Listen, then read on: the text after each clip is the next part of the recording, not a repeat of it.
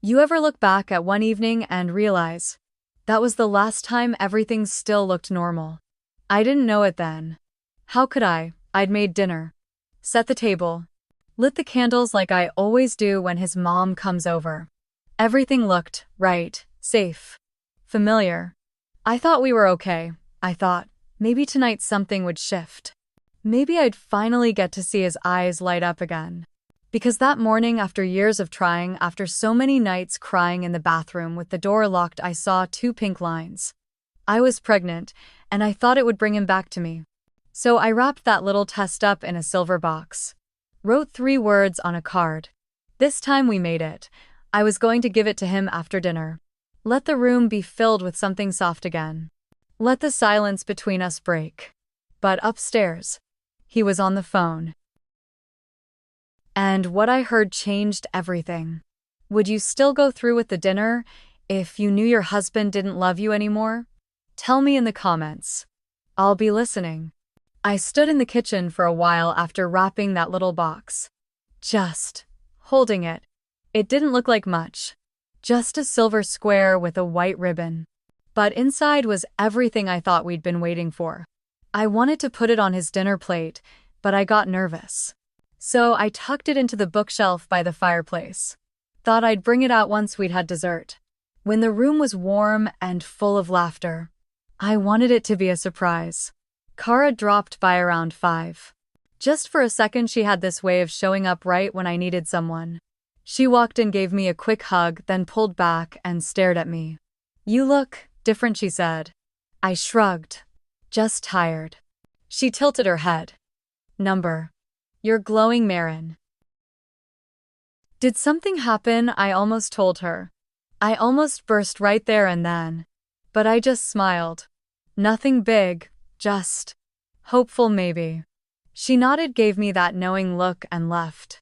And I wished more than anything that I'd said something. But I kept thinking tonight he'll know, and everything will change. When Elaine arrived, she had on her usual pearls and brought that same old bottle of sherry she always does. She kissed my cheek, told me the rosemary smelled wonderful, and started talking about the neighbor's azaleas. Graham wasn't downstairs yet. "He's finishing up a call," I said. She rolled her eyes gently. "Always working." I laughed it off, but something in my chest tightened. I poured her a glass of sherry and tried not to check the clock. When I went upstairs with the wine glasses, I didn't mean to listen. I just wanted to tell him dinner was ready. But then I heard it. My name. His voice. "Yeah. Marin still thinks I love her." Silence. Then a laugh, low and female. A voice I recognized but couldn't place in that moment. Soft, intimate, cruel in how casual it was. "She won't for long." That's when the glass slipped from my hand. It didn't shatter. It bounced on the carpet and rolled under the dresser. And I stood there, frozen. I didn't cry, I didn't barge in. I just stood in that hallway with one full glass of wine still in my hand, and everything else I thought I knew falling apart. Downstairs, Elaine was humming to the jazz I'd put on earlier. I walked down slow, placed the wine glass gently on the table. Smiled when she looked up. And I said the one thing I never thought I'd say with a lie in my throat: "Dinner's ready." Then I sat down and tried not to taste the ruin behind my smile. "She's just the chapter I'm closing." His voice floated through the crack in the door. Steady. Almost bored. And he was talking about me. Like I was a paragraph he was ready to delete. While I stood downstairs folding napkins and warming plates. I didn't move. I couldn't. Just outside that room, top of the stairs, one glass still in my hand, I let myself listen. She's out there folding napkins like it matters. There was a pause. And then Isla's voice again. "I bet she's still using that rosemary lamb recipe. She always tried too hard." He laughed. Low. Familiar. That kind of laugh you hear from someone who used to only laugh for you. I swallowed down the taste in my throat. It wasn't shock anymore. Not even sadness. It was like watching something rot in real time. A quiet kind of dying. I took one step back, then another, slow, careful. as if even the floor didn't deserve to know what I'd just heard. The hallway was flickering with candlelight from below. Shadows moving across the wall like ghosts who'd seen too much. I ducked into the bathroom, closed the door without a sound, looked in the mirror, and there I was. Same lipstick, same earrings, same woman. But my hands were trembling. I took a breath, wiped my face, pressed my palms flat against the counter until they stopped shaking. Then I walked back out, one step at a time, like nothing had happened. Downstairs, Elaine was raising her glass. Laughter filled the dining room. Someone had told a joke I didn't catch. And Graham, he was already there. He must have come down the back stairs. He caught my eye, smiled, walked over and kissed my cheek. "You're amazing tonight," he whispered. And I almost laughed. Almost turned to him and said, "What chapter am I in now?" The epilogue, but I just smiled, like I didn't know. Like I hadn't heard every word he said while I was still setting his table. I moved toward the table like my body wasn't mine. Picked up the serving spoon, lifted the lid off the lamb. Let the steam hit my face like some kind of baptism I didn't ask for. "It smells heavenly, sweetheart," Elaine said, reaching for her napkin. I nodded and smiled. "Thank you. It's your recipe." I watched her beam with pride, sipping from the same sherry she always brought. The same label, same shape of the bottle, 20 years of tradition in her hands. All while my own hands were busy passing plates, filling glasses. There's something strange about watching people enjoy something you cooked when your heart is unraveling one slow thread at a time. Graham sat to my right. He made a joke about the rosemary being too strong, then winked like it was just for me. I wanted to throw the platter in his lap, but instead I laughed, soft, controlled, like I'd practiced it. Elaine raised her glass again. "I just want to say, this dinner means so much to me. And so do you, Marin. You've always been the daughter I never had." Everyone clinked glasses.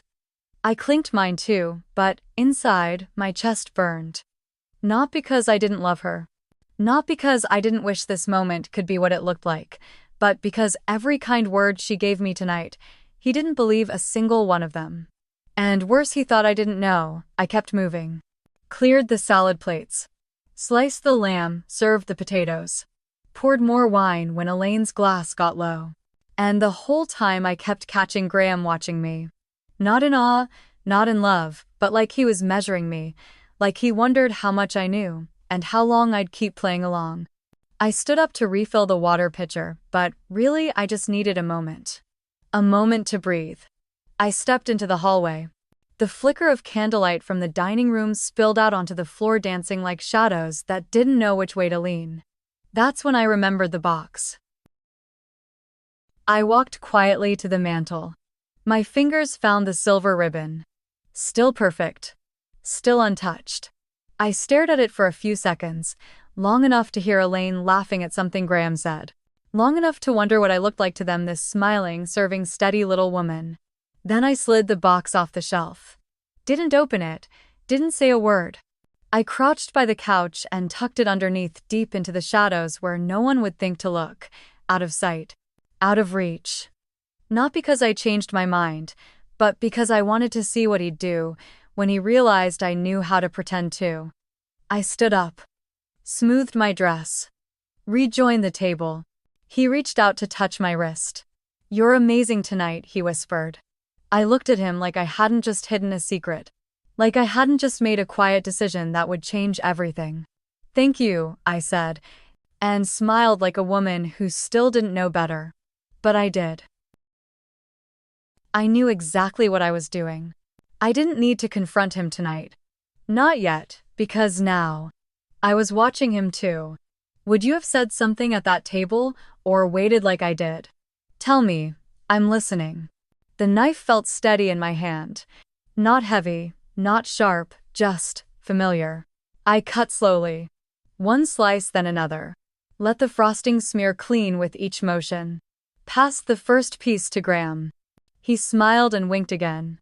Always perfect. And then he stood up, fork still in hand, and lifted his glass.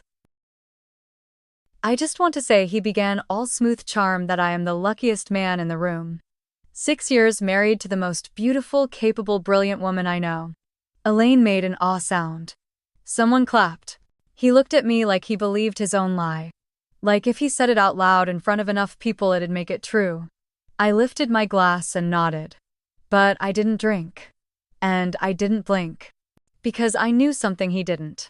The silver box was no longer on the mantel. It was inside my coat pocket, now tucked deep like a secret I'd buried alive. The guests dug into the cake. Elaine beamed, telling everyone how she used to make 3-tier wedding cakes back in the 70s. I kept serving. Kept smiling. And when Kara looked at me across the table, her head tilted, one brow raised, I knew she saw it. Not the lie on my face, but the tension underneath. She nudged her wine toward me. Not drinking tonight, just pacing myself, I said softly, setting down the cake knife. But I could feel her eyes stay on me a few seconds too long. I stood up once everyone had their plates. "Excuse me," I said, voice calm. Elaine smiled warmly. Graham didn't look up. Too busy telling a story about how I once burned soup and still made it sound fancy. I walked out the side door, letting the screen click gently behind me. The cold air bit at my arms. But I didn't flinch. Out on the porch, everything was quiet. The stars were faint behind the haze. The camellias in the garden were starting to fall, petals bruised from the rain earlier that morning. I reached into my coat pocket. Ran my fingers along the ribbon again. The box was still warm from my body heat. But it felt heavier than it had that morning. Like it had absorbed every word he'd said upstairs. I let out a slow breath. And then heard the door creak open behind me. "You okay, Kara?" She stepped out without waiting for an answer. Her boots clicked softly on the wooden planks. She didn't ask again. Just leaned on the rail beside me, watching my face. I didn't look at her. Just stared straight ahead and said quietly, "I'm pregnant." I heard her suck in a breath. "Oh, Marin." I finally turned. Met her eyes. "And he's leaving me." "He doesn't know I know." Kara didn't speak right away. She reached over, took my hand. Her grip was firm, like she was anchoring me in place. "Does he know?" she asked. I shook my head.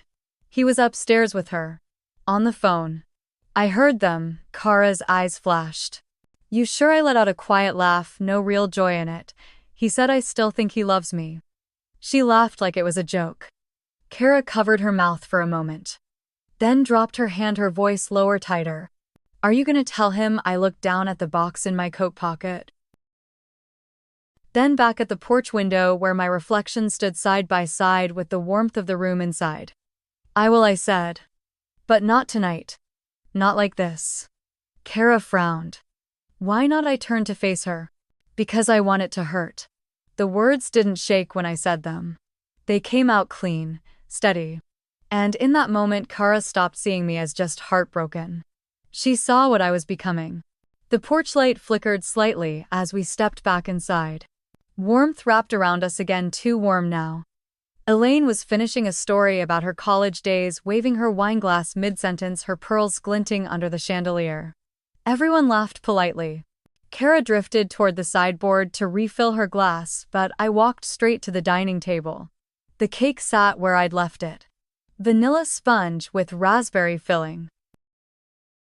I'd made it the night before, stayed up sifting powdered sugar at midnight while Graham had fallen asleep watching something on his phone, or pretending to. I cut each slice with surgical precision. The frosting didn't smudge. The plates didn't clatter. I handed Graham his first. He smiled. "You always give me the corner piece. And you always scrape the frosting off," I said without looking at him. He chuckled, oblivious. "It's too sweet. But I love the way you bake it." Liar. I took my seat as Kara returned. Her eyes flicked toward mine, once subtle, just enough. Elaine raised her fork but paused, lifting her glass instead. "I want to toast to legacy," she said. "To good food, better company. And the women who keep it all together." The table clapped gently. I nodded. Smiled. Lifted my glass but didn't drink. The wine smelled like something from another life. Kara leaned in, slightly voice low enough for only me. You okay? I didn't look at her. I reached for my napkin. Dabbed at the corner of my mouth like it was just any other evening. I'm fine, I said. And for once the lie didn't taste bitter. It tasted controlled. The table kept buzzing. Graham made a joke about his college roommate. Elaine laughed so hard she had to set her glass down. The lights glowed soft against the old brick walls. Everything looked perfect from the outside. But I wasn't on the outside anymore. I was in the center of it all, holding a secret so quietly that no one even glanced twice. And that box. The one with 2 pink lines and 3 small words. It sat beneath my coat now, not just as a gift, but as a choice. A turning point. What are you going to do? Kara asked again, barely a breath. I folded my napkin, smoothed the linen between my fingers, then said without even blinking, let him finish his performance. Then I'll take the stage. The applause inside swelled again. Forks clinked, voices rose. But it wasn't for me. Not yet, because sometimes silence is the loudest sound in the room. The house was too quiet. Not peaceful, just blank. Like someone had scrubbed the air clean of anything warm. Rain tapped steady against the windows, soft but sharp. The kind of sound that used to make me reach for a blanket and coffee. Today, I just stood in the kitchen, hands on the counter, listening to it fall. Graham was already gone. He'd left early, no kiss on the cheek. No, have a good day. Just a scribbled note, meeting in Mount Pleasant. Back late. The ink smudged. I stared at it a long time. My mouth was dry, though I hadn't touched wine all night. Just bitterness. Sitting on my tongue like a truth I couldn't swallow. I moved like a ghost through the living room. Picked up plates, folded napkins, gathered the empty wine glasses. Each movement too careful. Too measured. Like, if I made a sound I'd break. Then I stopped at the bookshelf. Right where the gift had sat. The space felt colder than the rest of the room. I reached into my coat again. Touched the silver box, still unopened. Still mine. I poured myself coffee, didn't drink it. Just held the mug in my hands like something warm might steady me. Then I opened the drawer by the fridge, where Graham kept receipts. Old takeout menus. Hotel key cards we never used. There it was, folded neatly like he wanted me to find it someday. 2 receipts from a French bistro we'd never been to. A wine bar downtown. 1 from a boutique flower shop delivery to an address I didn't recognize. And on one of them, scribbled in his handwriting, Isla, almond cake next time. My fingers didn't tremble. I just laid each receipt flat on the counter. Photographed them one by one. Upstairs I went into the guest bathroom. He never used it until lately. Behind the cotton swabs and shaving cream was a slim velvet pouch. Inside a bracelet. Delicate. Rose gold. On the underside an engraving IB. I stared at it for a long time before slipping it on my wrist. Just long enough to take a picture. Then I put it back in the pouch. Back in the drawer, like it was never touched. In the office, I opened his laptop. It didn't ask for a password. He still trusted me. A folder on the desktop, taxes, 2024, clicked open with nothing inside, but his email, dinner confirmations. Spa reservations. One titled Weekend Itinerary, Treetop Inn. We'd never gone. I didn't cry. I didn't rage. I clicked Save As. Started a folder called Chapter Closed. That afternoon I baked lasagna. Not because I was hungry, just because the motions felt familiar, like muscle memory for a version of myself that hadn't disappeared yet. Chop, layer, wrap. I labeled half and slid it into the freezer. Then I opened the voice memos on my phone. Scroll, scroll. There. The recording from that night. The one I hadn't meant to catch. I pressed play. Yeah. Marin still thinks I love her. His voice. Smooth. Like it wasn't even cruel, just obvious. Then Isla laughing. She won't for long. I sat down at the table. Let the silence after those words settle in my chest, then I copied the file to 3 flash drives, labeled each one by hand. One went into the safe under the stairs. One into the envelope with my lawyer's number on it. And one I slipped inside the silver box, right beside the test. He would open it eventually. Just not the way I once imagined. Before sunset, I changed the password on our shared calendar, logged out of our joint email, locked the drawer where I kept our mortgage paperwork. The house wasn't mine alone, but I wanted to know how it felt just for a moment to reclaim even one quiet corner. My phone buzzed. Kara. You okay? I stared at the screen a second before answering. Not yet, I said. But I'm starting. I stood by the window as the rain let up, the sky softening to that April kind of gray that almost feels clean. I didn't know when I'd use those flash drives, but I knew when I did it would be with a smile. The chandeliers sparkled like nothing had ever gone wrong. Elaine's house always looked like a spread from Southern living, but tonight it felt like a stage. White lilies on every table. Linen napkins folded into fans. Even the cake stood tall and proud under a glass dome waiting to be sliced. I wore the blue silk dress he once said made me look like calm water. Funny the way people describe women when they want them quiet. Graham was at my side, hand warm on my lower back. He leaned and whispered, "You really outdid yourself tonight." I smiled. Did I? My voice was even. He kissed my cheek. "You've always been full of grace." And in that moment, I decided to give him one final performance. Across the room, Kara caught my eye. Just a glance. But it said everything. Inside my purse next to a folded ultrasound photo no one had ever seen were the flash drives. 3 weeks old now. Still untouched, until tonight. Dinner was winding down. Laughter lingered in the air like perfume. Elaine clinked her glass and stood with a slight wobble in her voice. "To 6 years of watching my son become the man he was always meant to be," she said, dabbing the corner of her eye. "And to Marin. For her strength, her patience, her kindness, goodness, we all need more of that in this world." The room applauded. Kara raised her glass toward me. I nodded, smiled. Graham rose next. "Charming as ever. Mom," he began, "you always taught me to look for the light in people. And Marin." He turned toward me. "You've been my light for 6 years." The words fell easily from his lips. Too easily. "Every dream I've built, every challenge I've faced, you've been there. This life we made, it's because of you." More applause. A few ahs. Someone whispered, "They're perfect." I kept my eyes on him. Held still. Didn't blink, because I knew what was coming. He finished with a practiced grin. "To strong women, especially mine."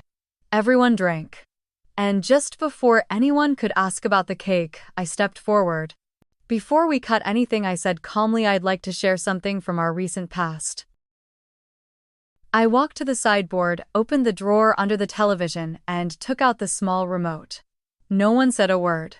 From my purse, I pulled out the flash drive, the silver one I'd labeled "For clarity." Graham tilted his head, half smiling. Marin, his voice was light teasing. I said nothing. Just plugged the drive into the smart television port. The screen flickered. Blue light filled the room. A black background. One audio file. Dated 3 weeks ago. I selected it.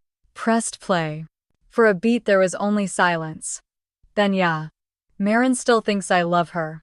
Graham's voice. Casual. Smooth. Like a joke between friends. Someone across the table dropped their fork. Another voice followed, a woman's, light and knowing. "She won't for long." Then silence again. The kind that wraps around a room and chokes it. Elaine covered her mouth. One of Graham's clients shifted uncomfortably in his seat. Someone whispered, "What?" But I didn't explain, didn't defend. Didn't move. I let the truth play its course. Graham opened his mouth. But I raised my hand just slightly. Enough to stop him. And maybe, just maybe, enough to remind him I was no longer the woman who stayed quiet. I took a slow breath. My fingers found the ring on my left hand. The one he slipped on in front of a church full of people 6 years ago. I slid it off. Not with anger, not with drama, just truth. I walked over to the cake table, set the ring down beside the knife. The guests watched like they were witnessing a scene from someone else's life, but it was mine. And I was finally writing the next line. Graham stepped forward. Marin, wait, I was going to tell you something that night, I said, my voice even. The night you called me your light. The night you toasted to me like I was some kind of saint. He blinked. I was going to tell you I was pregnant. A quiet gasp rippled through the room. But now, I looked at him, really looked. You'll have to find out the rest in court. I didn't shout, I didn't sob. I didn't need to. Some endings don't need volume, they just need timing. I turned, walked toward the door. My heels didn't echo. The room was too quiet for that. No clink of glasses. No murmurs. Not even Elaine's breath held tight in her chest. Behind me, the voice on the television faded. The screen dimmed back to blue. But I didn't look back. Not when I opened the door. Not when the spring air kissed my cheeks. Not even when I heard my name, soft, unsure, broken. I stepped out into the night. The stars were still there. Funny how the world keeps going even after yours collapses. Then footsteps. I didn't turn, but I knew the rhythm. Kara. She didn't say anything, didn't ask if I was okay. She just walked beside me. Silent, steady. Like someone who knew the storm was over but the sky hadn't quite cleared. I didn't need comfort. Not yet, I just needed space. And a beginning. Somewhere behind us, inside that perfect house, a man stood in front of 20 people without a script, without control, without me. And for the first time in a long time, that felt like peace. There's no name on the nursery wall, just soft brushstrokes of gold forming a sunrise over pale gray paint. The light touches everything in that room, the crib, the little rocking lamb, and the quiet that used to hurt, but doesn't anymore. Her name is Sophie, that's all she needs to be. She's sleeping now, one arm flung over her head like she's dreaming of flying. And I'm not afraid of the quiet. Not anymore. The apartment is small, but it's mine. Every corner, every drawer, even the ones I haven't filled yet. It's been 6 months since that dinner. 6 months since I walked out without looking back. Since I stopped trying to hold together something that was never whole. Kara's finishing the mural behind me. She's got paint smudges on her wrists and a little streak of sun yellow across her cheek. You ever think she says, maybe this room is the version of you no one ever let you be? I don't answer right away. Just run my hand along the curve of the crib rail. Sophie shifts but doesn't wake. The late afternoon breeze filters through the curtains, carrying the scent of salt air and something warm, maybe cinnamon from the bakery downstairs. Charleston feels softer in the fall. Quieter. And maybe I do too. Kara finishes rinsing her brushes, lining the lids like little soldiers along the windowsill. Want some tea? She asks. I shake my head. Not yet. I'm still looking at the drawer. The little white desk sits by the window right where the morning light will land. I open it slowly. Everything is there. The signed divorce papers. The custody agreement. A copy of Sophie's birth certificate, my name the only one listed. And one email. Unread. Just a subject line. Please. From Graham. I stare at it for a few seconds. Then I close the drawer. Not because I'm afraid to read it, but because I already know what it says. Because sometimes silence is the only answer that still has dignity in it. Behind me I hear Kara sigh. Not the tired kind, the kind that sounds like relief when someone you love finally stops carrying things alone. She doesn't say anything, she doesn't need to. Outside, the wind lifts the edge of the curtain. The mural on the wall glows a little in the fading light. Sophie shifts in her sleep. Her fingers curl like she's holding something invisible and important, and in that quiet I feel whole. I walk over to the small white chest under the window seat. It's not fancy. Just something I picked up at a yard sale last month. But it holds everything that matters now. Inside is a box. about the size of a shoebox, wrapped in linen tied with a ribbon that used to belong to my mother. Sophie's memory box, tiny socks, the hospital bracelet, a dried yellow daisy from the bouquet Kara brought that day, and tucked neatly beneath it all, the ultrasound, the very first image, the one I never showed Graham. I had printed 2 copies that day. One was meant for the silver box I wrapped with trembling hands. The other, this one, was always for her. I traced the curve of the tiny spine on the photo with my finger. And I whisper not to her, not to anyone really, but to something softer inside myself. You were never the secret. Just the reason I got quiet. The wind taps at the window again. Like even the world wants to lean in.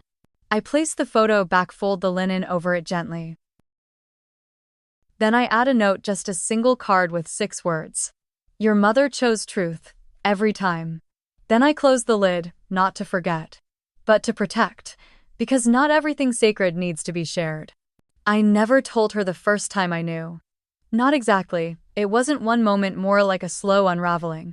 Graham always had this way of smiling through you, not at you. And when you've known someone long enough, you stop mistaking charm for warmth. The first time I saw him brush past her at a Christmas party 2 years ago, his hand never touched her back. His eyes never landed when she spoke. But Marin still lit up like she was being seen. That's what made me pause. It wasn't him. It was her hope. Still alive. Still fragile. And I didn't want to be the one to break it, so I kept quiet, told myself it wasn't my place. That maybe he was just tired, distracted. That maybe she'd tell me first if something was wrong. But she never did. And I kept showing up. Painting rooms, bringing wine, making jokes about cake recipes. Pretending I couldn't feel the ache under her silence. Then came that night on the porch. The one where she reached into her coat pocket and said, "I'm pregnant," but it wasn't the words that broke me. It was how steady her voice was when she followed it with, "And he doesn't know I know." That was the moment. The one where I realized she wasn't just hurt, she was waking up. And when she said, "I want it to hurt," I didn't flinch. Because I knew that kind of woman. I had once been that kind of woman. The one who gave everything. And was still left holding nothing. So I stayed close. Not to save her. But to witness her rebuild. And now, months later, in this little room painted soft gray and sun gold, she's not the woman who whispered, "Maybe he'll come back." She's the one who made space for a new name. A new story. I sign my name in the corner of the mural. Small, crooked, barely there. But beneath it I write something else. A line I've carried for her since the beginning. Let the light find you where love failed. Then I cap the marker. Step back.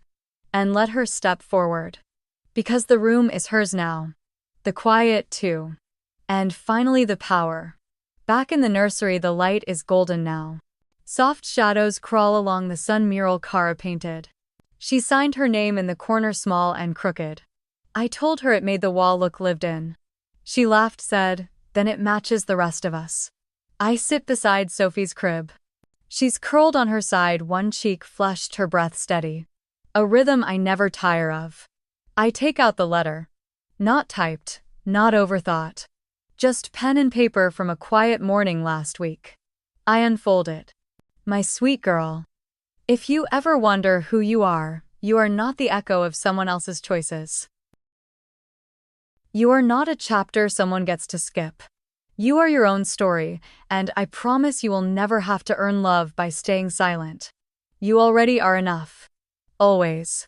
Love, Mom. My voice trembles when I whisper the last line. Not from pain, but from the kind of peace that comes after truth settles. I slip the letter into the drawer near her crib. A drawer with no secrets. Only promises. The ones I intend to keep. The ones no one else will write for me. I sat by the window after folding Sophie's letter. The nursery was quiet, not heavy. Just still. The kind of stillness that asks you to listen to the things you buried too deep. So I opened the drawer. Took out a blank sheet. And wrote, "Dear Graham. I never meant for it to end this way. But then again. I never meant to disappear inside a life that had your name on it and not mine. You used to say I was too quiet, that I made rooms feel small, that I should sparkle more. So I tried. God, I tried. I changed my hair, wore the dresses you liked, laughed at the right moments, hosted dinner parties I didn't care for with people who didn't really know me. I called it love. But now I call it something else. Loss. Of self. Of voice. Of the woman I might have been had I not spent years dimming so you could shine. You weren't cruel. Not exactly. But your silence. It was a scalpel. Precise. Intentional. And always just deep enough to remind me I wasn't quite enough. And somehow I believed you.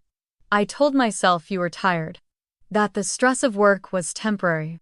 That the cold in your eyes wasn't distance, it was focus. That the woman's voice on the phone didn't mean what I thought it meant. But it did. And you did. And here we are. I could tell you I'm angry. But I'm not. Not anymore. Because anger means I'm still trying to make sense of what broke. And I've stopped looking for shape in the ruins. What we had might have been beautiful. For a while. But it wasn't true, not for long. Because love isn't performance. It isn't public praise paired with private absence. It isn't making someone feel small so you can feel big. And now, I'm writing this not to hurt you. Not even to forgive you. I'm writing this to end the conversation you were never brave enough to have with me, the one where I finally say I deserved more. And you never knew how to give it. So here it is, the last thing I'll say. I hope you find peace. But not in me. I folded the letter. No envelope, no address. Just placed it in the drawer beneath Sophie's lullaby books. Beside the truths I no longer need to prove, no one will ever read it. Not him, not even Sophie. Because some words don't need an audience. Only a witness. And, sometimes, that witness is you. I step into what used to be a small guest room. Now it's my office. No nameplate on the door. No titles. No echoes of the life I left behind. Just a desk. A chair. A wall calendar that still shows September though October's creeping in. There's a drawer to the right. Inside papers I no longer need to reread. The divorce decree. The custody terms.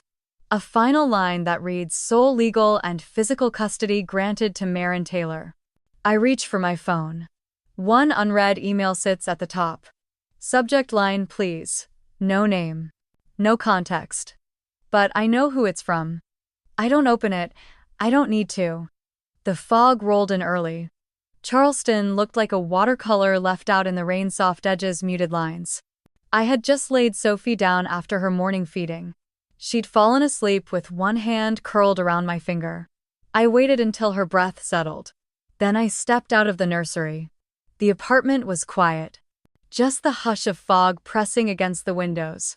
And then, the phone rang. Unknown number. But I knew. I didn't answer right away. Just watched the screen pulse once, twice. Then I picked up. Miss Taylor, a male voice. Measured. Professional.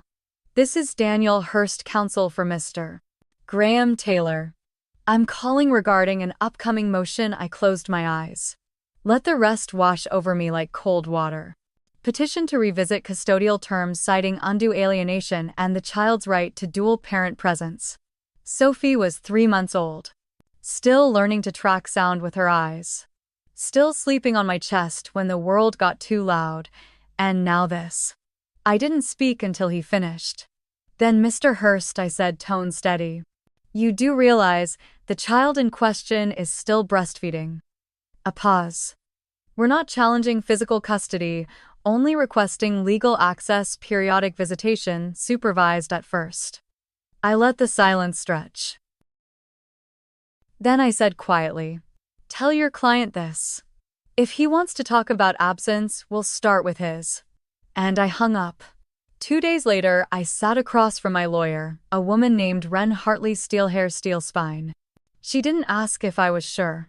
She simply slid a manila folder across the table. I need you to sign this affidavit. And if you're ready, add the supplementary document. The one marked psychological history, subject Graham L. Taylor. It had taken me weeks to track it down. A single intake summary from a private wellness clinic near Asheville. Dated 2 years ago.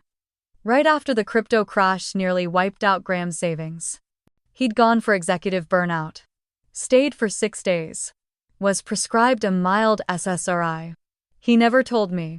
I only found out because he forgot to log out of the Portal app one night. His refill request sat right there next to my grocery list and our shared calendar. I didn't confront him then. I just saved it. And now it was evidence. Ren tapped the file. Are you comfortable bringing this up in court? I looked at her. No part of this is comfortable. But it's necessary. The hearing was set for a Thursday. Family Court, Room 312. Judge Myrna Hale, known for 2 things: 0 patience for posturing and a soft spot for maternal integrity. Graham showed up in a charcoal suit. No tie, eyes bloodshot but jaw locked tight. His lawyer did most of the talking. We're not challenging Marin's capabilities, he said, palms open.